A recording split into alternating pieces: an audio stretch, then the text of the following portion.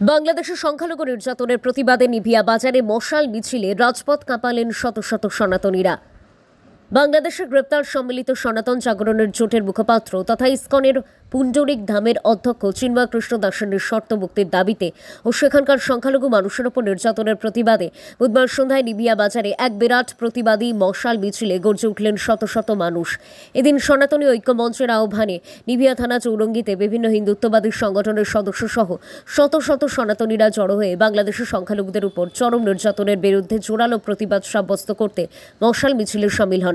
তারা বাংলাদেশ সরকারের বিরোধী বিভিন্ন স্লোগানে আকাশ বাতাস কাঁপিয়ে মশাল মিছিল নিয়ে বাজারের প্রধান সড়ক প্রদক্ষিণ করার পর বাজারের সামনে রাজপথে বাংলাদেশ সরকারের প্রধান উপদেষ্টা মোহাম্মদ ইউনূসের কুশপুত্তলিকাকে জুতোপেটা করে দাহ করেন। মশাল মিছিলে সাধারণ মানুষের সঙ্গে পা মেলান বিজেপির বিভিন্ন স্তরের পদাধিকারীরা। প্রতিবাদী জনগণের উদ্দেশ্যে বক্তব্য রাখতে গিয়ে তারা বাংলাদেশের সংখ্যালঘুদের উপর সংঘটিত বর্বরোচিত আক্রমণের তীব্র নিন্দা ও ধিক্কার জানান। সেখানে সংখ্যালঘুদের উপর নির্যাতন বন্ধ না হওয়া পর্যন্ত ভারত বাংলাদেশের মধ্যে আমদানি ও রপ্তানি বন্ধ করার জন্য তিনি ভারত সরকারের কাছে দাবি জানান বক্তারা। তারা বলেন, সেখানকার মৌলবাদীদের সহায়তা করতে হলে অর্থনৈতিকভাবে তাদেরকে চাপে ফেলতে হবে। এ নিয়ে কড়া পদক্ষেপ নিতে ভারত প্রধানমন্ত্রীর কাছে আহ্বান জানান তারা। রামকৃষ্ণনগর থেকে শ্যামল আচার্যের রিপোর্ট, নিউজ অবিকল। বন্ধুগণ, আমরা সবাই জানি যে ভারতবর্ষে খাদ্য সেই খাদ্য বাংলাদেশে যদি না যায়, বাংলাদেশ না খেয়ে মরে যাবে। আমরা এটা সবাই জানি। আমাদের ভারতবর্ষের যে আন্তর্জাতিক যেগুলো বাজার আছে, সেই বাজারগুলো আজকে আমাদের মিছিলের মাধ্যমে আমরা জানাই দেবো ভারত সরকারকে যে এগুলো অতি সত্তর সেগুলো বন্ধ করে দেওয়া হয়,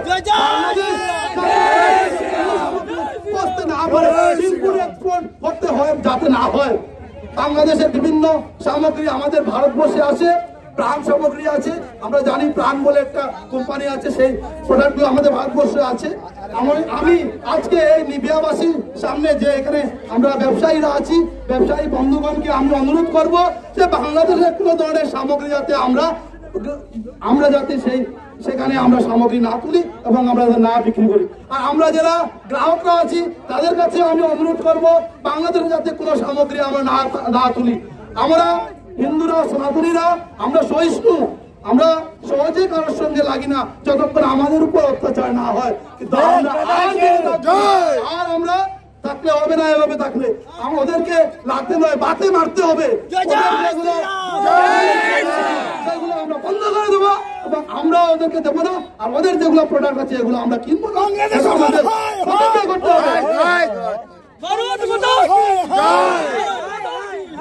এটা আমাদেরকে প্রতিজ্ঞা করতে হবে আজকের এই মিছিলে। সেটা পূর্ণতা পাবে যদি আমরা সেই বাংলাদেশের প্রোডাক্ট গুলো আমরা বন্ধ করি, আমরা না কিনি।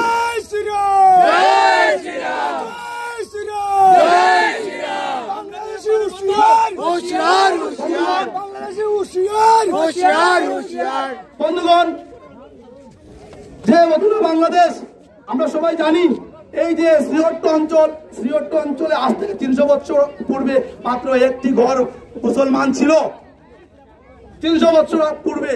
আর আজ সেখানে মুসলমান, সবাই মুসলমান। এরা অ্যাকচুয়ালি মুসলমান নয়, এরা সব ধর্মান্তরিত মুসলমান। এবং আমাদের যারা ধর্মান্তরিত মুসলমান সেরাই আমাদের উপর অত্যাচার চালাচ্ছে। প্রকৃত যারা মুসলমান সেরা কখনো অত্যাচার চালাবে না। এরাই জেহাদি, আজকের জেহাদি।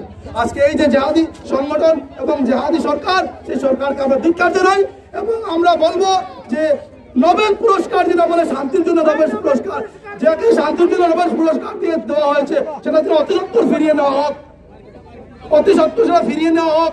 কারণ উনি অশান্তি চালাচ্ছেন, শান্তি দিচ্ছেন না, উনি অশান্তি চালাচ্ছেন বারবার। এবং আমি আপনাদেরকে অনুরোধ করব যে আজ হয়তো আমরা ভাবতে পারি সেটা আমাদের দেশে নয়, বাংলাদেশে হচ্ছে। বন্ধুগণ, আজকে যদি আমার পাশের বাড়ি আগুন লাগে, সেই আগুন আমার বাড়িও যে কোনো সময় বিধ্বংস করতে পারে। তাই আমাকে অ্যালার্ট থাকতে হবে এবং আমরা সজাগ থাকতে হবে। আমরা হিন্দুরা সবাই এক হতে হবে, সনাতনীরা এক মঞ্চে আসতে হবে এবং যে জিহাদির সঙ্গে আমরা প্রতিহত করব।